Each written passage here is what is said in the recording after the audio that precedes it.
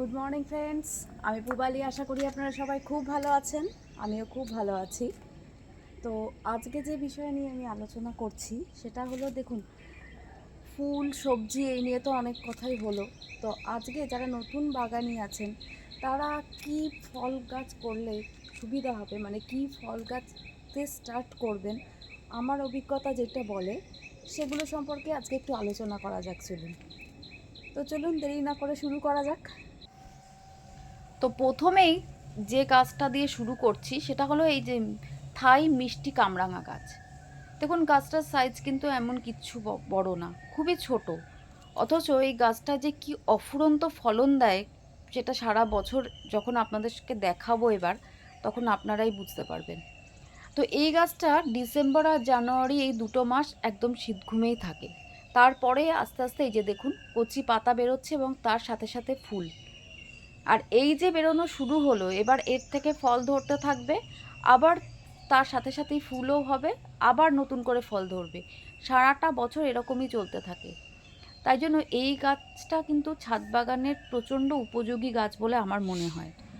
আর এর পরিচর্যা বলতে, দেখুন, যখন এই গাছটা বসাবো বা বসাবেন তখন এর মাটিটা একটু তৈরি করে নিতে হবে, একটু খাবার দিয়ে ঠিক মতো করে। এবার কিভাবে মাটি তৈরি করবেন বা আমি কিভাবে তৈরি করি সেটা নিয়ে অন্য কোনো ভিডিওতে নিশ্চয়ই বলবো। আজকে আর এই বিষয়ে কিছু বলছি না, শুধু বলি যে মাটিটা তৈরি করে বসিয়ে নিলে ঠিক মতো, ব্যাস, বছরে দুবার একটু চাপান সার দিলেন, আর ওই যে তরল সারগুলোর কথা আমি বলেছি ওগুলো মোটামুটি কন্টিনিউ করলেই যথেষ্ট। আর এর ক্ষেত্রে আমি যে জিনিসটা করি, যে দুটো মেন জিনিসে আমি গুরুত্ব দিই, সেটা হলো এই গাছটায় এক হচ্ছে সারাক্ষণ মাটিটা ময়েশ্চার থাকতে হবে, মানে একদম শুকনো যেন না হয়ে যায়। আর নাম্বার টু হচ্ছে টেম্পারেচার। এ না খুব বেশি টেম্পারেচার সহ্য করতে পারে না, ম্যাক্সিমাম 30 থেকে 35 ডিগ্রি। তো সেই জন্য এটাকে এমন একটা জায়গায় রাখতে হবে যেখানে ওই দুপুরের যে কড়া রোদ্দুরটা সেটাই যেন এর গায়ে না লাগে, ব্যাস এইটুকু টেক কেয়ারই এর জন্য যথেষ্ট। আর পোকামাকড়, আমার গাছে তো এখনও অবধি পোকামাকড়ের কোনো উপদ্রব আমার চোখে পড়েনি। তো সেই কারণে আমার মনে হয় না যে পোকামাকড়ের উপদ্রব হয় খুব একটা এই গাছে। আর নর্মালি যেমন আপনারা যখন কীটনাশকগুলো স্প্রে করছেন এটাকেও একটু করে দিলেন মাঝে মাঝে, তবে অন্যদের যেমন রেগুলার বেসিসে করতে হচ্ছে, এটাকে সেরকম করার দরকার নেই। মাঝে মাঝে একটু 20 দিন 25 দিনের ব্যবধানে একটু দিয়ে দিলেন, এইটুকুই জাস্ট। উফ, দেখুন, সকাল থেকে কতবার যে দেখছি দুটো ফুল একসাথে হয়েছে, আর এই সবুজের মধ্যে এরকম ডিপ পিঙ্ক কালারের দুটো ফুল, কি যে অদ্ভুত লাগছে। তাও তো এখনও বাগানের সব ফুল ঠিকমতো ফুটেই উঠতে পারেনি। আসলে সকাল সকাল আসলে এটাই, এখনও ওদের ফোটার টাইম হয়নি। যে দেখুন সবই আধ ফোটা হয়ে আছে। আর কিছুক্ষণ পর যখন পুরো সব ফুলগুলো ফুটে যায় না, বাগানটা মনে হয় যেন আলো হয়ে আছে। যাই হোক, আবার মূল প্রসঙ্গে ফিরি। এই যে এই গাছটাও হচ্ছে আর একটা থাই মিষ্টি আমড়া গাছ। এই গাছটা আমি অনেক পরেই আমার বাগানে নিয়ে এসেছি। এর বয়স ধরুন 2 থেকে আড়াই মাস মতো হবে। তবে এই গাছটার ব্যাপার হচ্ছে, এই গাছটা আমি আগে আনিনি, তার কারণ এটা সম্পর্কে আমার কাছে সেরকম কোনো ইনফরমেশন ছিল না। আমি মানে যে নার্সারি থেকে গাছ নিই, ওই কাকাই একদিন আমাকে বললেন যে এই আমড়া গাছটা নিয়ে যাও, এটা ছাদ বাগানের পক্ষে খুবই উপযোগী।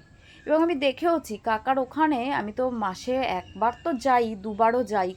তো ডিসেম্বর মাসে আমি দেখেছি গাছে একটাও পাতা নেই, কিন্তু থুলো থুলো আমরা কাকার গাছগুলোতে ঝুলে রয়েছে। তো সেই আশাতেই লোভে পড়ে নিয়ে এসেছি। আর এই যে দেখুন, কাকা বলেছিল কচি পাতা বেরোবে আর সাথে সাথে মুকুলও বেরোবে, এবং সেটাই হচ্ছে। আর কামরাঙা গাছ আর আমড়া গাছের মধ্যে একটা ডিফারেন্স আছে, সেটা হচ্ছে যে ওই কামরাঙা গাছ যখন শীত ঘুমে যায় তখন কিন্তু যা পাকা কামরাঙা গাছে থাকে ও সবই ফেলে দেয় ওর নিজের পাতার সাথে সাথে, কিন্তু আমরা সেটা করে না। আর একটা ব্যাপার হচ্ছে, একে আপনি ফুল সানলাইটে রাখতে পারেন। এর ক্ষেত্রে এরকম ব্যাপার নয় যে দুপুরের দিকে রোদটাও সহ্য করতে পারবে না।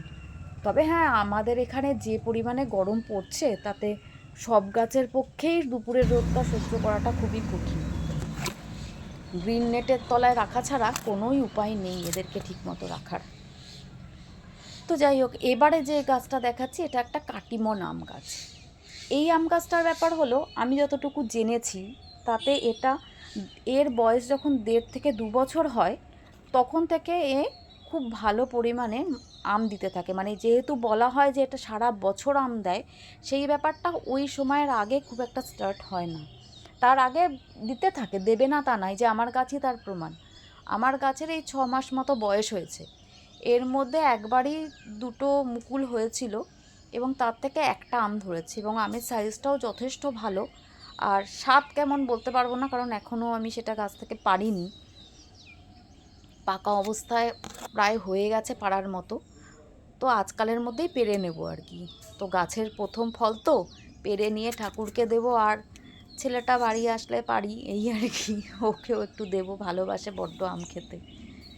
মা তো সবার আগে সবসময় সন্তানের কথাটাই মনে পড়ে। তা দেখুন সাইজটা। আর এই ডিসেম্বরের 28 তারিখ, এই সরি ফেব্রুয়ারির 28 তারিখ আজকে, আর এরকম গাছ পাকা আম ঝুলছে গাছে। কি যে আনন্দ হচ্ছে কি বলবো।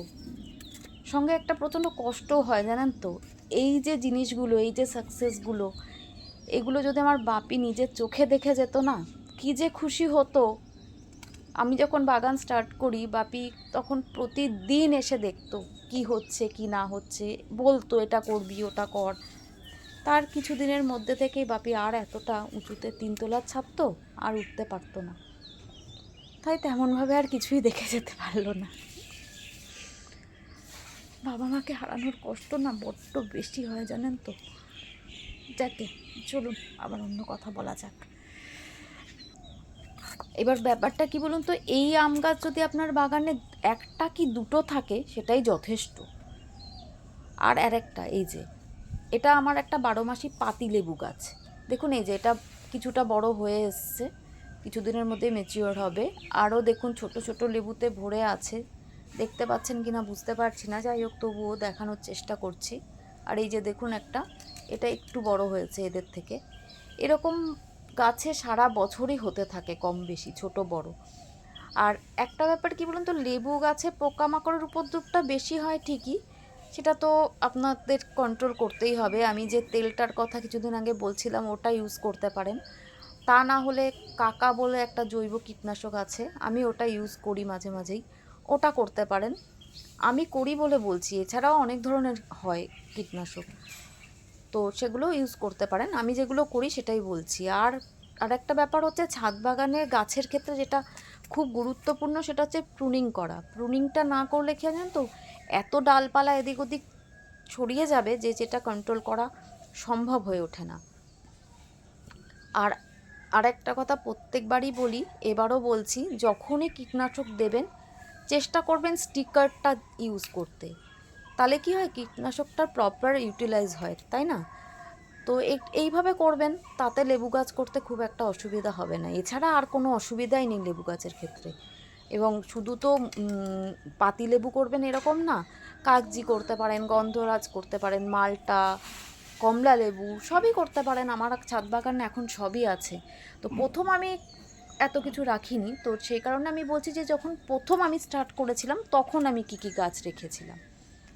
তো আরও কিছু অনেক গাছ হয়, এবার এগুলো আমি করেছি বলে আপনাদের কাছে, আপনাদের সাথে আর কি এটা শেয়ার করছি।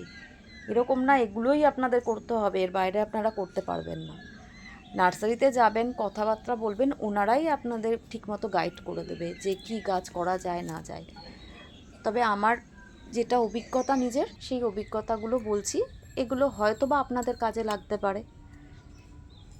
যাই হোক, হলো, এবারে চলুন একটু বীজ বপন করে নিই। আজকে একটু বাদাম লাগাবো, চীনা বাদাম। এটা না আগের বছরও করেছিলাম জানেন তো, তবে পুরোপুরি ফেল করে গেছি। প্রথমত তো বাদামগুলো প্রচণ্ড ঘন ঘন করে লাগিয়েছিলাম, যে কারণে পাখি এসে সব, মানে একটা বাদাম টুকরে তুলেছে তো তার সাথে সাথে সবই উঠে গেছে, সবই খেয়ে নিয়েছে।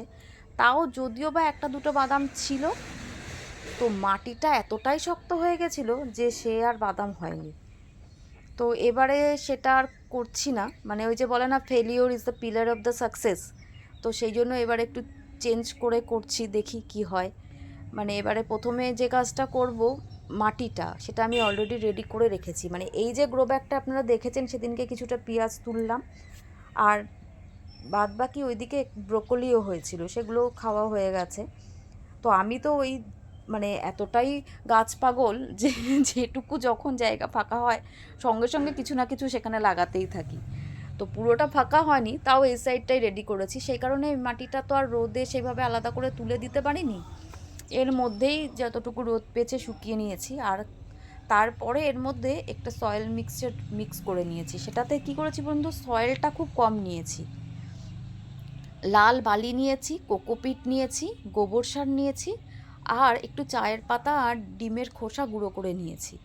নিয়ে এই মিক্সারটা তৈরি করেছি। বালিটার পরিমাণ তুলনামূলক একটু বেশি দিয়েছি, কারণ এই কোকোপিট, বালি, গোবর সার এগুলো থাকলে কী হয়, মাটিটা ভালো ঝুরঝুরে হয়। আর বাদামগুলোকে একটু গ্যাপ গ্যাপ করে, মানে যথেষ্ট বেশি গ্যাপ করেই লাগাচ্ছি, যাতে দেখি যদি এবারে হয়, পাখি যদি না খায় আর যদি এই গ্যাপের দরুন হয় আর কি। আর মাটিটাও যথেষ্ট ঝুরঝুরে হয়েছে, মানে যে কোনো গাছের ক্ষেত্রেই মাটিটা ঝুরঝুরে হওয়াটা খুবই জরুরি। কিন্তু ওই যে বললাম, প্রথম থেকে তো এতটা অভিজ্ঞতা ছিল না, ওই আস্তে আস্তে করতে করতে আস্তে আস্তে মানে অনেকটাই অভিজ্ঞতা হয়েছে। এখন তো প্রায় আমার বেশিরভাগ বেডই লাইট ওয়েট হয়, কারণ যেহেতু আমি সব গাছের ক্ষেত্রেই কিচেন ওয়েস্ট, গার্ডেন ওয়েস্টটা তলায় একটা বেস করে দিই, সেটা ফলই হোক, ফুলই হোক, আর সবজিই হোক। তো যাই হোক, লাগানো আপাতত চিনেবাদাম কমপ্লিট, আরও অনেকটা রয়ে গেছে। তো এটাও নষ্ট হবে না, এটাও আমি গাছেদের খাবার হিসেবেই ইউজ করব। তো কীভাবে করব সেটা আপনাদের সাথে নিয়েই করব, যেদিনকে করব ওদেরকে দেবো আর কি খাবার। আপাতত থাক ওটা জল দিয়ে ভেজানো, আর একটু জলও স্প্রে করে দিয়ে চলুন ওইদিকে যাই। আর একটা বীজ বপন করতে হবে, সেটার বেডটাও ওই একই রকম, মানে দুটো বাঁধাকপি হয়েছিল, একটা বাঁধাকপি খাওয়া হয়ে গেছে, আর একটা বাঁধাকপি একদিকে রয়েছে আর কি। তো ওই আর একটা দিক যেটা ফাঁকা হয়েছে ওইটাই একটু ভালো করে পরিষ্কার করে নিয়ে, ঠিক এর মতোই ওটাতেও একটুখানি এই একটা সয়েল মিডিয়া রেডি করে রেখেছি। ওটাতে একটু কোকোপিটের পরিমাণ বেশি দিয়েছি, তার কারণ কেন দিয়েছি সেটা বলছি আপনাদের। আগে দাঁড়ান একটু পরিষ্কারটা করে নিই।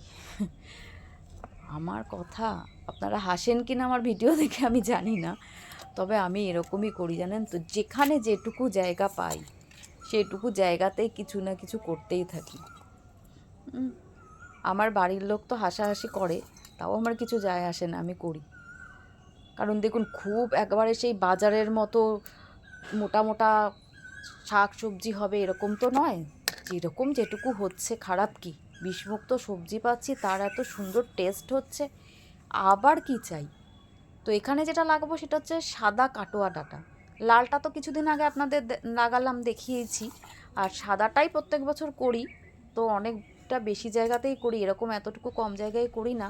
তো এবার যেহেতু ফাঁকা হয়নি সেরকম জায়গা, তাই জন্য এখানেই দিয়ে দিচ্ছি আর কি। যত দিন যাচ্ছে আমার পরিবারের সদস্য সংখ্যা বাড়ছে, তো মানে আগের গরমকালে এত সবজি করতাম না, এবার অলরেডি কতগুলো সবজি করেই ফেললাম। তো জায়গার জন্য মানে ছাদটা তো আর বাড়ছে না, সেই জায়গার মধ্যেই সব কিছু করা আর কি। তো যাই হোক, যা হবে হবে, রোগা হোক, ব্যাকা হোক, তেরা হোক, যাই হোক সেটা তো আমারই হবে, না কি বলুন। তো এরকমভাবে করছি, বা আমি বলবো আপনারাও করুন, যতটুকু বিষমুক্ত সবজি করা যায় অর্গানিকভাবে। গুড ফর হেলথ তো বটেই, তাছাড়া তার সাথে আনন্দ ফ্রি, এটা তো বলতেই হবে বলুন। এই যে দেখুন আমার পেঁপে গাছ, পরে একদিন দেখাবো গাছটাকে ভালো করে। এই যে এই ফুলটা এখনও ফোটেনি। তো আজকের মতো এইটুকুই। যদি ভিডিওটা আপনাদের ভালো লেগে থাকে তাহলে অনেক অনেক ভালোবাসা দিয়ে আমার পাশে থাকবেন, আর একটুখানি লাইক আর শেয়ার করে দেবেন। আর যারা নতুন বন্ধু আমার আছো বা আছেন, তাদেরও যদি মনে হয় এটা ইনফরমেটিভ ভিডিও দেখতে পেলেন, তাহলে প্লিজ চ্যানেলটাকে একটু সাবস্ক্রাইব করে নেবেন, আর বেল আইকনটাকে একটু প্রেস করে নেবেন। খুব শীঘ্রই আবার নতুন একটা ভিডিও নিয়ে আসছি। টাটা।